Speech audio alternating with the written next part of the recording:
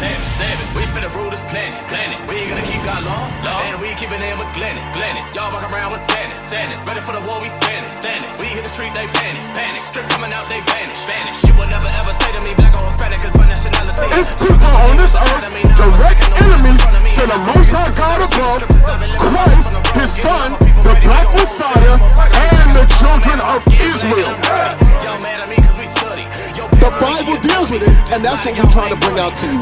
And guess what else the Bible does? The Bible brings solutions to the issues and the problems that are plaguing our community. We're not rising up with knives or gangs. We're not rising up with that. We're rising up with the word of God. Read.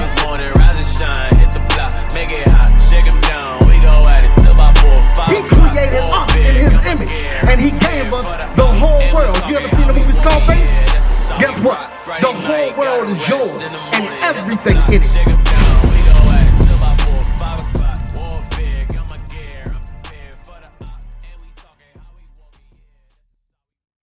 What you gotta understand is who else?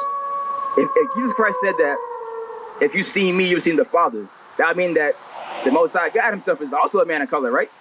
I mean, He said that He said that you see me, you've seen the Father. So that should be the next question. Like, if Jesus Christ is black, His Father must be black too. We gonna see. Go ahead. Daniel 79. I beheld till the thrones were cast down, and the Ancient of Days did sit. So, quick question: who in the world is older than days itself? Charlie, who would you say? Who in the world is older than days itself? You say nobody? You say who? Okay, not Jesus Christ, but His Father. So the Most High God Himself, He is older than days. Right. So He is the beginning of everything. Before anything was, He was already there. So He's the one that created everything, right? So the Most High God is the one that's older than days. Or as it states here, the Ancient of Days, that would be the Most High, right? Go ahead. The Ancient of Days did sit. So it said that He did sit down, right? So the Ancient of Days, we stated that is the Most High God. But it also said that He sat down. So for anybody or anything to sit down, what do you need? Okay, yeah, a chair, some knees. All right, what's a chair? Mr. Charlie? Is it a butt? Okay, good. Boom, there is a body. For you to sit down, you must have a body. Right. So it says that the Ancient of Days, which is the Most High, He sat down. So He had a body. So if you have a body, you must also have color to you. Go ahead. Whose garment was white as snow. So the Ancient of Days sat down. He had a garment on. It was white as snow, right? So nice, white, bad garment. Like it was, it was nice. Go ahead. And the hair on His head like the pure wool. So anything that's pure is pretty much 100% authentic. So it said that the hair on His head was pure wool. So again, we stated that who has woolly textured hair on this earth? Black people, right? So it said that the Most High God, or the Ancient of Days, has the pure wool on His head. So, was that it on that, or was there more? So He didn't have no Jerry curl. He didn't have Jerry curl. No, so you said pure. Yeah, pure wool. So things like back in the day, the afros, like that. So he had that textured hair. So the Most High God had pure wool hair, which would mean that He also would fall in the category of being a man of color, or a black man, as you would call it today. So you have the Most High God as being black, and you got Jesus Christ as being black. So we have to really ask ourselves, who is this man right here? Why is this pushed so hard in our communities? Why did they say this is Christ? When did it happen? When did it change? Give me that in 1 Matthew 3, verse 48. So your theory came up with that. Say it again? Came up with that. So what we're saying now, we're not saying that this is I know, what he 100% looks like. We're saying this is a closer depiction, if he was alive, what he would look like. We're not saying that, hey, 100% this is him. We're saying that this is a closer depiction rather than this as to what Christ looked like if he was alive today. Right. I agree. All right, so we're going to see when it changed and how it changed, right? Go ahead. The book of 1 Maccabees, chapter 3 and verse 48. And laid up open the book of the law, wherein the heathen had sought to paint the likeness of their images. So the heathen, right? The other nation. So if you're a heathen, you're pretty much outside the nation of Israel. So you got Israel right here. You got Judah, Benjamin, Levi, Ephraim, Manasseh, Simeon, Zebulun, Gad, Reuben, Asher, Issachar, Naphtali. If you're not a part of those tribes right there, you'd be considered a heathen nation, right? So it said that the heathen, so it wasn't none of these guys right here, it wasn't the Israelites. They decided to open up the book of the law, this Bible. They opened the Bible. I was like, all right, let's go in there and see what we see. They came across Revelations 1:14. They was like, hey, I know what it says. What we got to do is we got to change the image of Christ from being a black man to that of being a white man. So in this top picture right here, if you come close, you'll see it. This is the actual image of what Christ looked like the first time before they decided to change it, right? So he said a little white halo around his head. And over here, see, you got the white man. He's painting the same picture, but he changed his skin color to being white. That's where you get whitewashing or iconoclasm. That's where it happens. Why would they go through all that? We got 30 different nations. Right. Why would they just want to triple that? So why would they want to trip the back, man? Yeah, why would they go through all that? So we gonna see. So go and give me a. Hey, I'm trying to answer your question. I'm trying to answer your question. I'm call it, man. I got that serious, man. Right. So hey, man. Yes, sir. All right, Miss Leslie. What's your name, my brother? Jamie. Jamie. All right, Jamie said. Have you seen any of this up here before? Right. You learned a lot, right? So. You learned a lot. This right here, right? Is this actually Jesus Christ? Is that what it looks like? What do you? So from what you know, explain to me. I'm pretty sure you heard me say it already, but from what you understand, tell me what Christ looks like to you. Or what you envision him as when you pray, or when you hear anybody say Jesus. What's the image that comes in your head, or what do you see? A black man. A black man, right? All right. So if someone was to ask you, like, right, ask you that same question. Say I can't ask you that question. Like, hey, Jamie, I'm trying to figure out what Christ looked like, man. So where would you guide me in the Bible to explain or expound more on it? I really understand the Bible. So you understand the Bible? Not too much. Okay. You know what I mean? I've been going back on it more. Right. Since I've been crazy. Okay. I'm trying to get the understanding. Yeah. What's going on? So when you was I ain't trying to get too deep into your information with that, but when you was in prison, right? Did they I guess was more of this information kind of like more talked about? You know what I'm saying? I've gone to around 2005 about what's true as far as right. Love is right.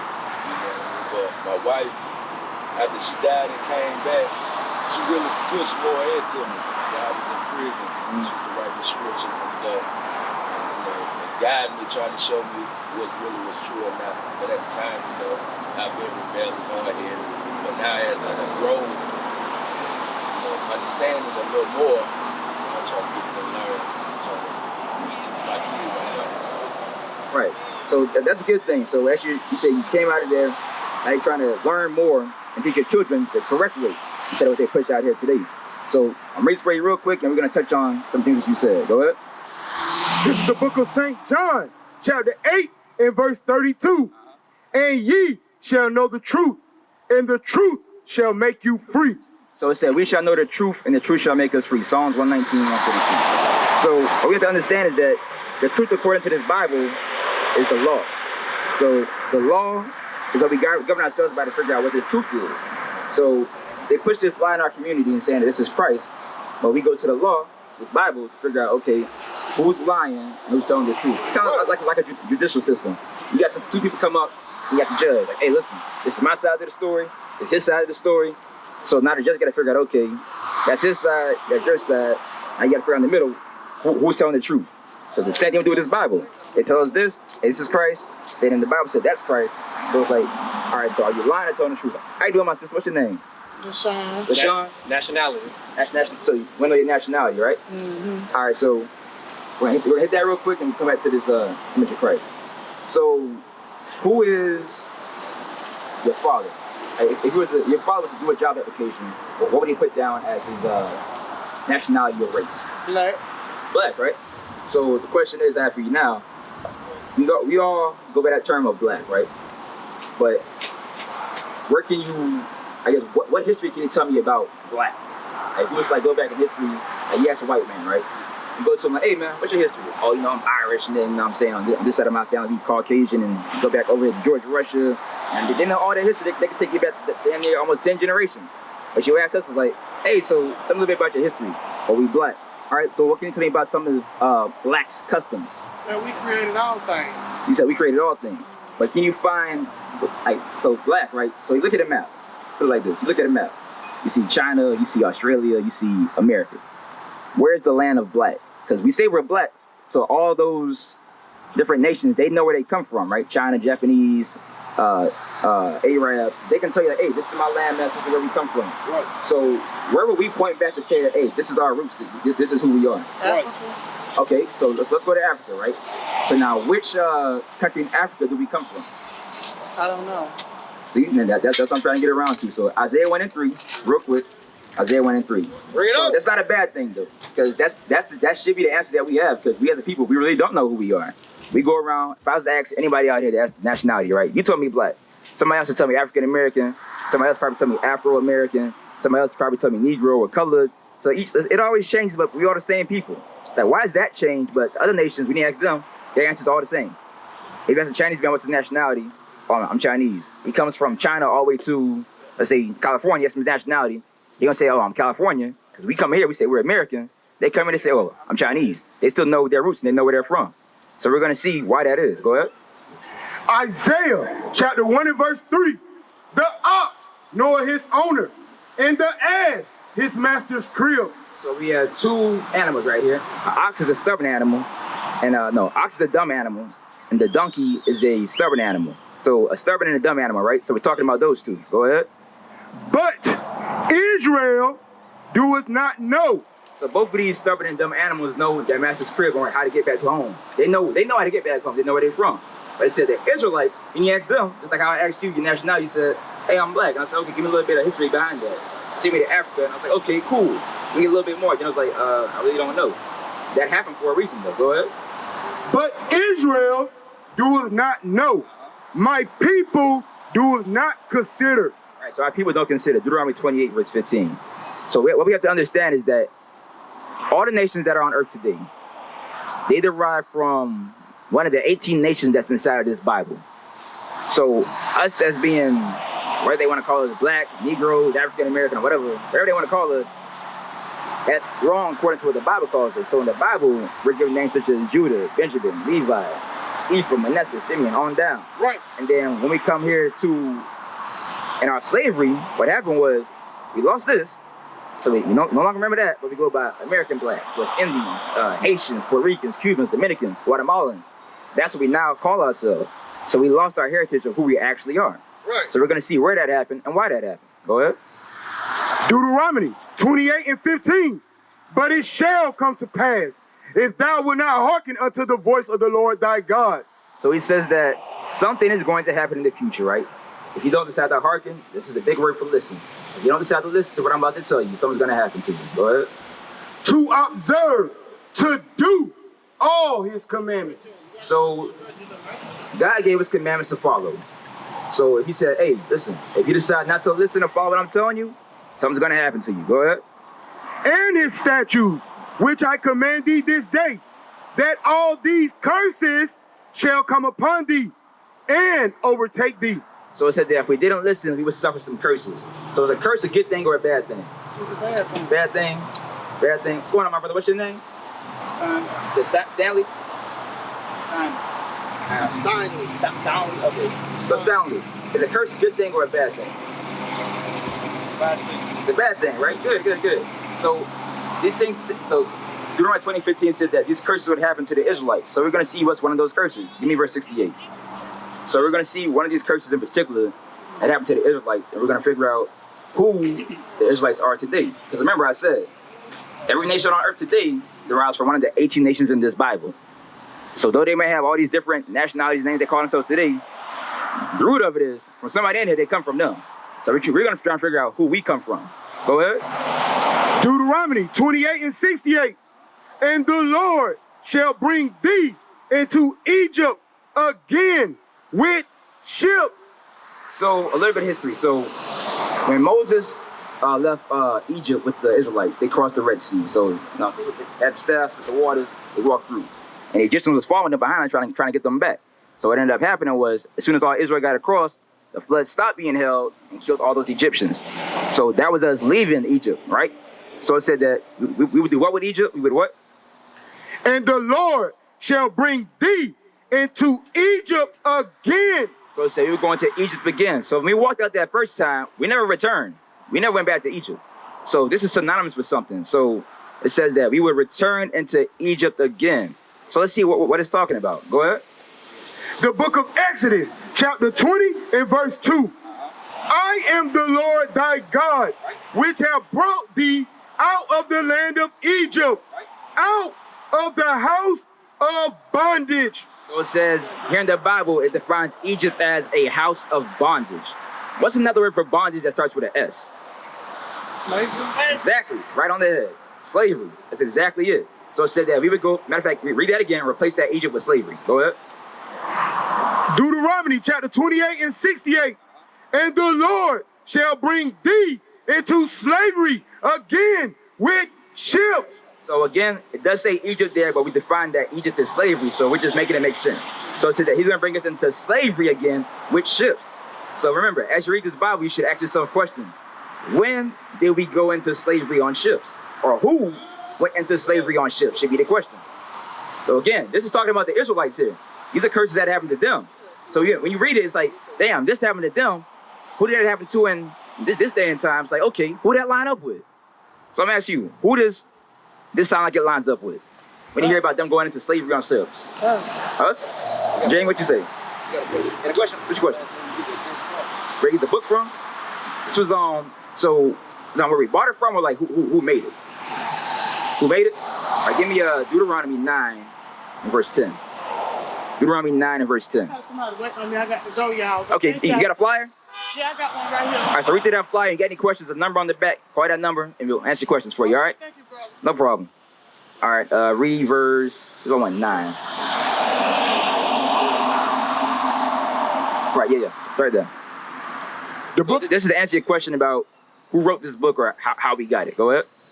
The book of Deuteronomy, chapter 9 and verse 10.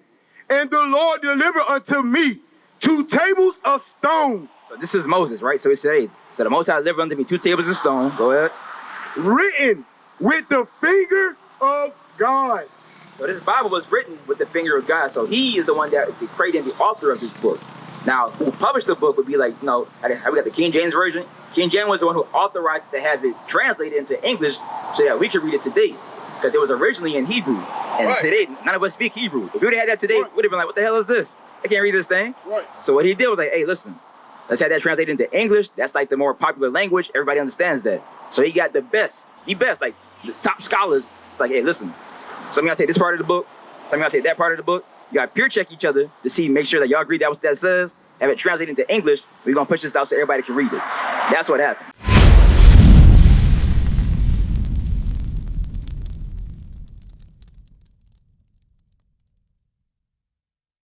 We used to scream black power while heroin was pushed.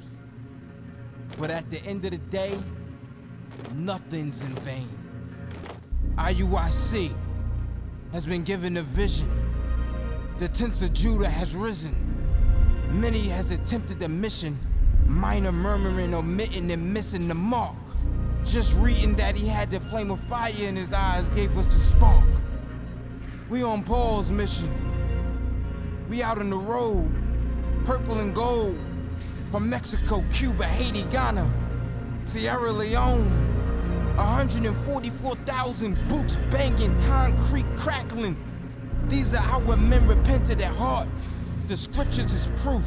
IUIC, we deliver the truth.